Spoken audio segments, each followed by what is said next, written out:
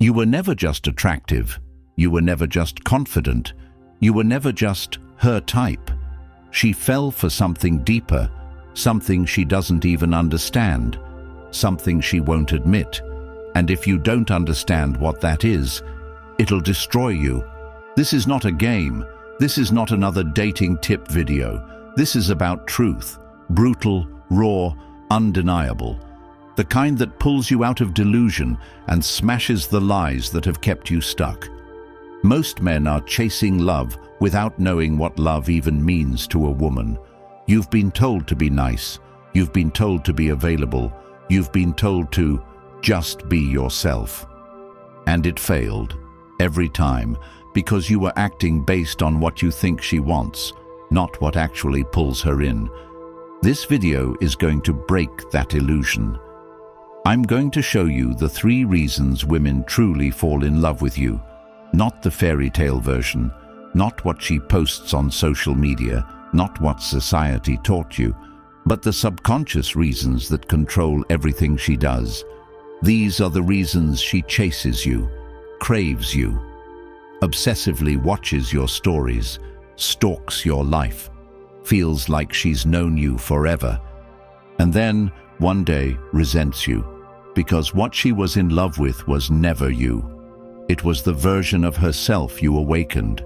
This is the truth.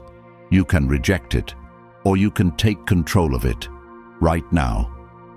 Subscribe to this channel if you're ready to break free from illusion and help more men hear what the world is too scared to say. By subscribing, you help us keep giving away real insights that wake men up and help them realize the truth. Comment, I see through the illusion. Number 1, you mirror her missing self. She doesn't consciously know it, but every time she feels that magnetic pull toward you, it's not just chemistry, charm, or confidence, it's recognition, a deep, inexplicable inner acknowledgement that you carry something she lost, repressed, or never developed in herself. And this feeling, this unspoken familiarity, creates an emotional reaction that bypasses her logic and strikes her core identity, because inside every woman, beneath the roles she plays, the independent achiever, the good daughter, the trauma survivor, the boss, the perfectionist, there is an unseen part of her that's been waiting to exhale, a part that's suffocated under years of expectation, emotional labor, cultural scripting, and silent endurance.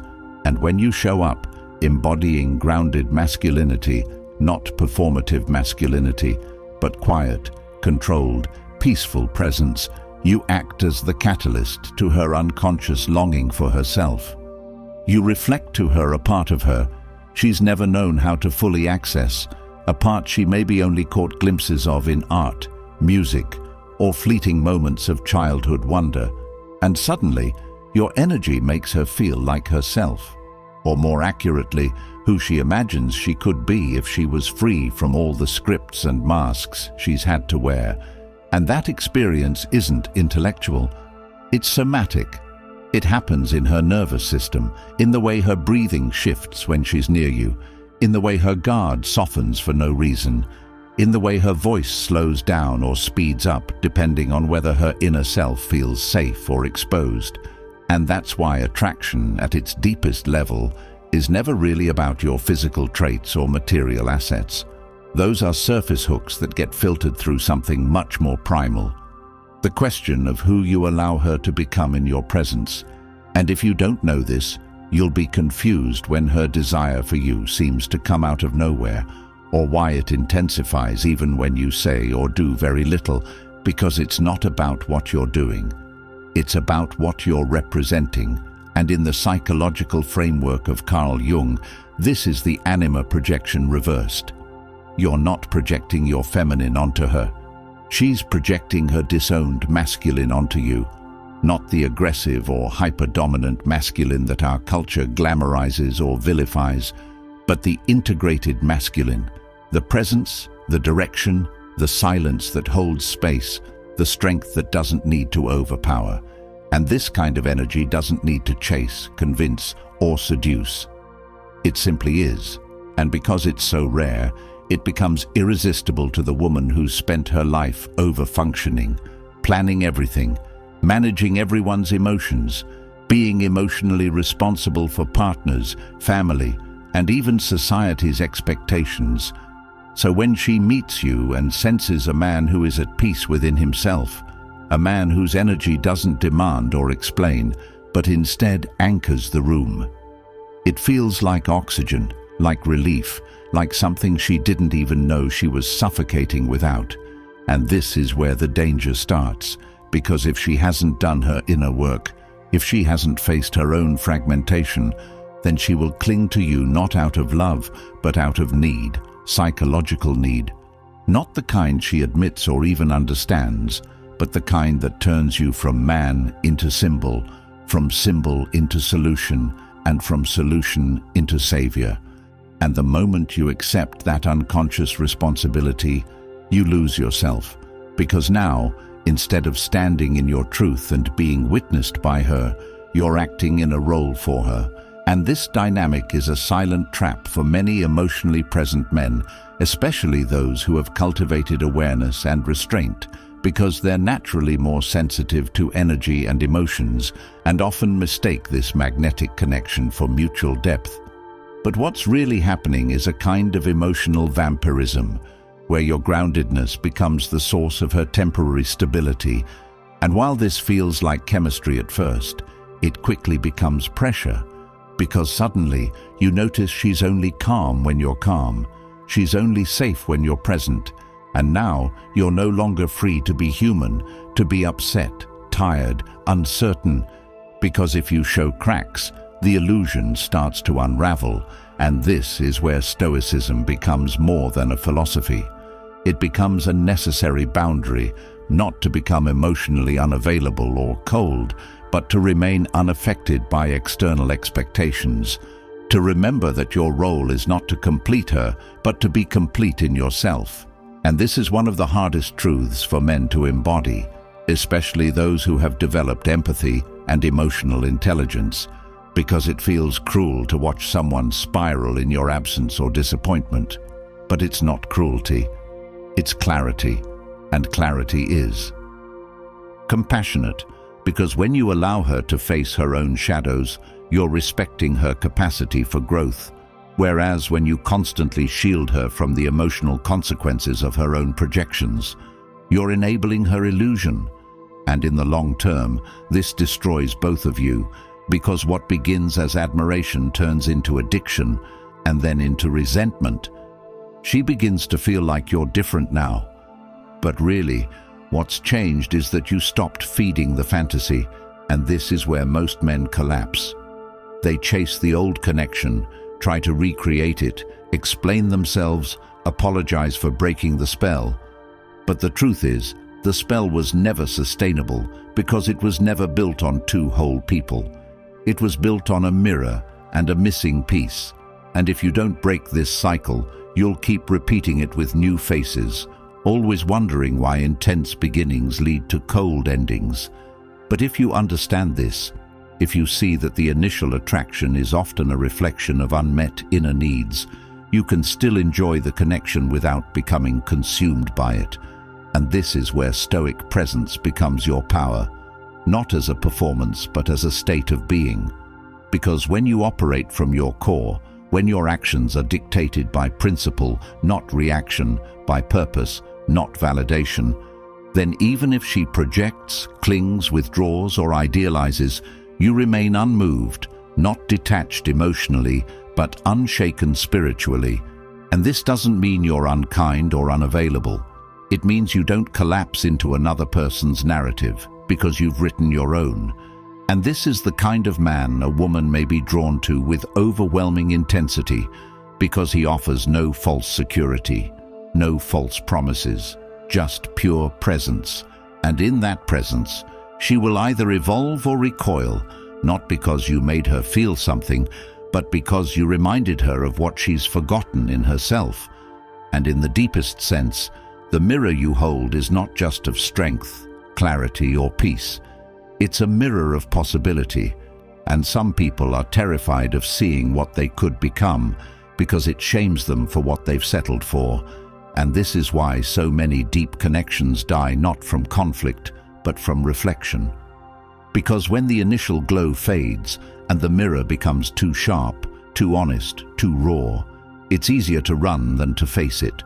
So your power is not in keeping her, not in fixing her, but in remaining yourself, letting her go if she needs to go, staying centered if she stays, and never becoming who she needs you to be at the cost of who you actually are.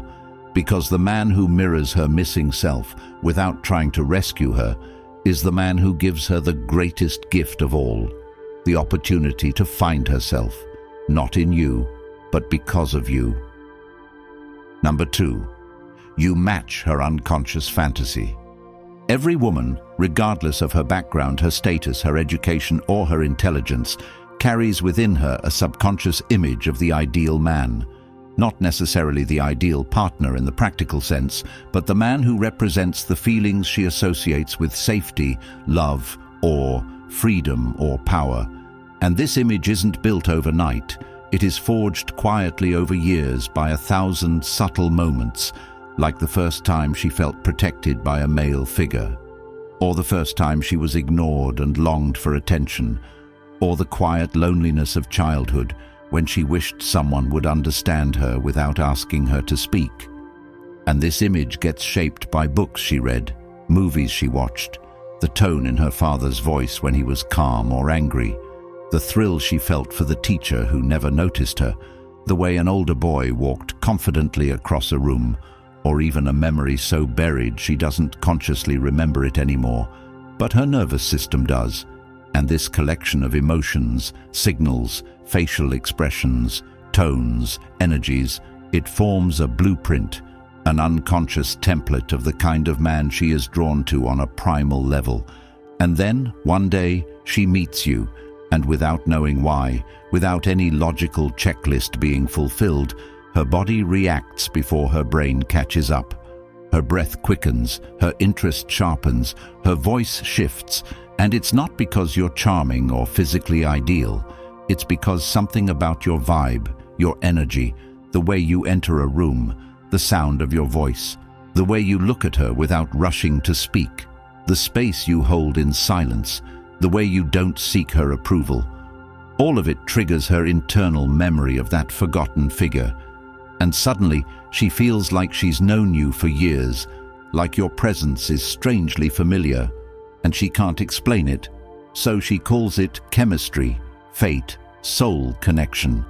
And while it might feel spiritual or magical, what's actually happening is projection at the highest level. You have activated her fantasy, and now she's no longer seeing you. She's seeing the idea of you that's been living inside her for years. And the most dangerous part about this is that you didn't do anything to deserve it. You just existed, and that existence aligned with an archetype she's been unconsciously waiting for, and suddenly you're no longer yourself. You've been cast as a role in a script she didn't even know she was directing, and you might enjoy it at first. The attention, the admiration, the way she looks at you like you're the answer to everything she's been seeking. But what starts as flattery quickly becomes a prison, because now, whether you know it or not, you are no longer free to be real, because the moment you show something that doesn't fit the character she's given you, irritation, doubt, insecurity, humanity, the fantasy begins to unravel, and she may not even realize why her attraction is fading or why she's suddenly distant. But it's because the illusion is breaking, and this is the paradox. She doesn't know she was never in love with you. She was in love with what you represented, the father who never said he was proud of her, the mystery man in the book who made her feel alive, the protective energy she never received from the men who should have made her feel safe. And while the world will tell you that you must live up to the pedestal, the truth is, the pedestal is a death sentence for any man who values self-respect, because once you've been idealized, your every mistake becomes betrayal. Your every moment of humanity becomes a flaw, and you'll start feeling like you're walking on eggshells in a relationship that began with fire, and now feels like a slow suffocation. And the mistake most men make is they try to maintain the fantasy. They become performers in their own life, pretending to be who she wants them to be, modifying their tone, their actions, their boundaries to stay inside the role. But every time you do that, you chip away at your own integrity, and that's the moment you begin to lose her and yourself at the same time, because no woman, no matter how much she projects her fantasy onto you, can respect a man who sacrifices his authenticity for approval. And that's why Stoicism is not just a philosophy. It's protection, because when you live by Stoic principles, you understand that you cannot control another's perception, you cannot maintain a fantasy, and you do not exist to fulfill anyone's unconscious needs. And so, instead of chasing validation, you remain still, unmoved, grounded in your values. And this is what separates a man who gets consumed by her ideal and a man who stands as her equal, not because he's better or more powerful, but because he refuses to become an illusion for someone else's. Unresolved emotional void. And when you live like this, you will attract two types of women: those who want to wake up and those who want to keep dreaming, and both will be drawn to you, but only one will stay when the mask falls, because as the relationship deepens, the real test begins. Can she love you as you actually are, not as she imagined you to be, not as the symbol of her unprocessed emotions, but as the man in front of her, with strengths and flaws, discipline and softness, wins and weaknesses? And that test will come the moment you say no, the moment you disagree, the moment you don't mirror her old fantasy. And in that moment, you'll see the truth. Does she adjust her expectations and meet you in reality, or does she retreat back into the comfort of her illusion, perhaps with another man, another fantasy? And while that may hurt in the short term, it is a blessing in the long term, because the cost of staying inside someone else's projection is your soul, and no amount of sex, affection, or admiration is worth that price. And so, you must ask yourself, would I rather be loved for who I am or worshipped for who I'm not? Because worship always turns to resentment when the illusion breaks. And if you've ever been told you've changed when all you did was show your humanity, then you know exactly what I mean. And it's tempting to go back, to try to re-become the fantasy, to dim parts of yourself to be loved again. But that is the path of quiet, emotional suicide. And the world is filled with men who did just that, who now walk through life unsure of who they are, wondering why they feel hollow even in the arms of someone who once called them everything.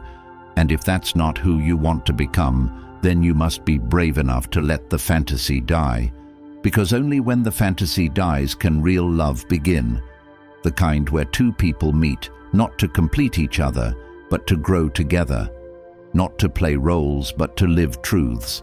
And ironically, when you stop trying to be the fantasy, you become even more powerful, because now every word, every silence, every look is coming from your core, and that presence, unfiltered, unflinching, unfazed, is what truly commands respect, because it says, I don't need to be your dream, I am my own reality, and if you want to share it, we grow together, and if not, I lose nothing, because I never gave away what made me a man to begin with. Number 3. You trigger her inner evolution.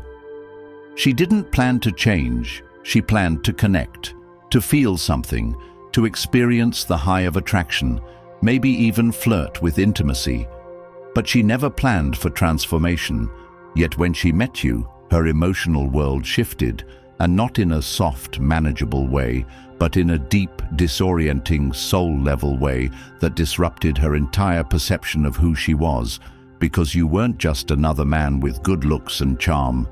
You were a mirror with depth, a mirror she couldn't escape from, and what you reflected wasn't just beauty or validation, but the parts of herself she had kept buried, ignored, or denied. And when a woman meets a man who holds that kind of energetic and psychological space, she doesn't just fall for him. She unravels, not because he says something poetic or does something romantic, but because his presence alone evokes a kind of inner earthquake, a tectonic shift that forces her to confront her unfinished business, her traumas, her fantasies, her illusions, and most dangerously, her identity.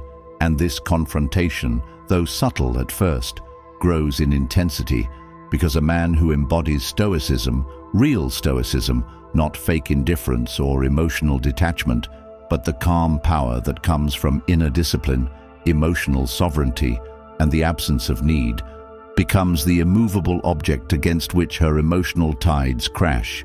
And she can feel it, not in her mind, but in her body, in the way her emotions spike around you, in the tension she feels when she tries to manipulate you and you don't react, when she tries to impress you and you remain unmoved, when she opens up emotionally and you don't collapse into the drama, but simply listen. And in those moments, she senses that she's no longer in control of the narrative, because for most of her life, especially if she's attractive or used to being desired, she's been able to steer interactions, to direct the emotional current through performance or charm or chaos. But you break the script, you disrupt the pattern, and in that disruption, you become the very thing she didn't know she was searching for. A man who can't be seduced by surface, who sees through illusion, and who invites her silently to evolve. And evolution is not comfortable, it is not romantic, and it is not convenient, because it requires ego death, the burning away of identity, the dismantling of all the false structures she's used to survive in a world that never truly saw her. And now she's faced with a choice, to stay small and lose you, or to expand and face herself. And most will not choose expansion, not because they can't, but because they won't, because inner growth is pain dressed in silence. And it takes a rare woman to step into that voluntarily, especially when the trigger for that growth is a man she can't control. And this is why she'll sometimes act out, become erratic, start fights over nothing, try to provoke you, test you endlessly, because she's trying to pull you back into the old emotional framework, where she feels safe, where she knows the rules, where she can label you, define you, and therefore contain you. But when you don't respond the way every other man did, when you don't flinch, justify, collapse, or retaliate, she realizes you're not in her reality, you're in your own. And that realization is terrifying, because it means she has to either join you in your reality or retreat back to hers. And this is where the power lies, not in dominance, not in control, but in your refusal to abandon your center, because a man who can hold his ground in the storm of emotional chaos without suppressing his truth or attacking hers becomes the lighthouse in her hurricane, the point of reference in her sea of confusion.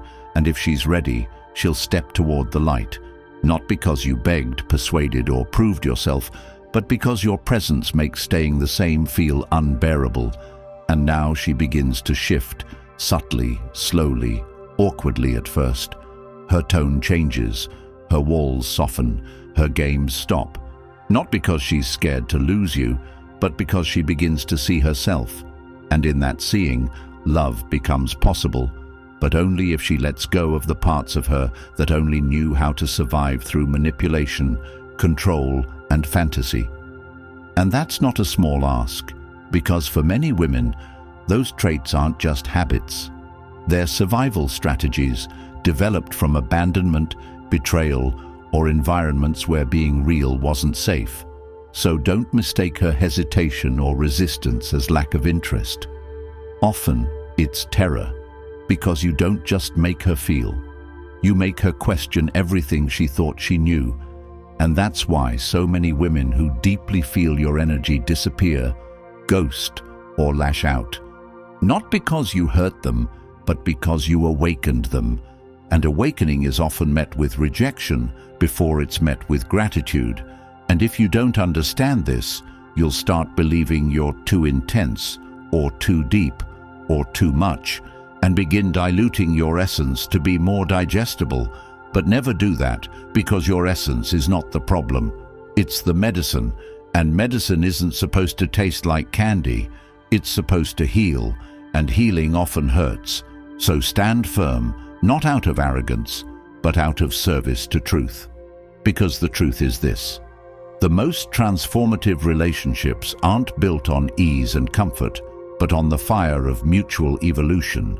And that fire is lit the moment you stop playing roles and start being real. And the more real you are, the more she'll either rise to meet you or run to protect her ego. And both outcomes are victories, because you're not here to be adored. You're here to embody your truth. And if she's drawn to that truth, let her stay. And if she's repelled by it, let her go, because your purpose is not to be chosen by every woman. It's to be known by the right one. And the right one won't need you to shrink, explain, or perform, because she won't see you as a project, savior, or God. She'll see you as a man, one who triggered her evolution not through control, but through unwavering presence. And that presence, rooted in Stoic philosophy, is what makes you powerful, because the Stoic doesn't impose. He inspires, he doesn't react. He observes, he doesn't chase. He attracts, not through tricks, but through truth. And that truth is rare, which is why the women who feel it often run from it before they run toward it. But that's not your burden. Your job is to stay aligned, stay centered, and never compromise your integrity for temporary attention. Because when you live this way, even if she doesn't stay, you'll have done your job. Not as her boyfriend, but as her catalyst. The man who walked in without warning, disrupted the illusion, and walked out unchanged. Not because you didn't care, but because you cared too much to lie. And in that truth, you become unforgettable. Not for your charm, your money, or your looks, but for your impact, the kind of impact that echoes in her soul long after you're gone, the kind that makes her question every man after you, not in comparison, but in contrast, because none of them triggered her to grow. And now that she's tasted evolution, settling will feel like slow death. And maybe she'll reach back out. Maybe she won't. But by then, you'll be too far gone. Not because you moved on in bitterness, but because you moved forward in purpose. Because once you realize your presence alone is powerful enough to alter someone's life, you stop trying to prove it. You just live it. And that, above all else, is what makes you unshakable. If you've listened this far, you already know. Most men have been lied to. They've been trained to seek approval, to be needed, to perform like actors on a stage they never auditioned for. But you are not here to be chosen. You are here to choose. You are not here to be decoded by women. You are here to understand yourself so deeply that no projection, no illusion, no craving for admiration can ever shake your center. And this is where Stoicism becomes not a mindset, but your armor. You stop chasing fantasies. You stop becoming what she imagines. You become what is real. Because no matter how deeply a woman is drawn to your confidence, your mystery, your masculine calm, the man who holds his frame while the world spins around him is the man who can't be replaced. Not because he begged to be loved, but because he loved his own peace more than her approval. And in that stillness, in that self-honesty, you don't just attract her, you awaken her. And that's the rarest kind of love. One built not on fantasy, but on truth. If this message hits something in you, don't just click away. Don't scroll past the truth you've been waiting your whole life to hear. Comment, "I choose truth over illusion," if you're ready to break the cycle for good. Support this channel, not for vanity, but because every man who hears this changes. Every man who wakes up becomes unshakable. Every man who sees clearly sets thousands free just by living differently. Subscribe, share this message, help it reach men who are being destroyed by projection and false connection. Support the mission, stand for truth. And if you walk this path, if you choose stoic presence over performance. You won't need her to stay, because you'll finally know who you are when she leaves.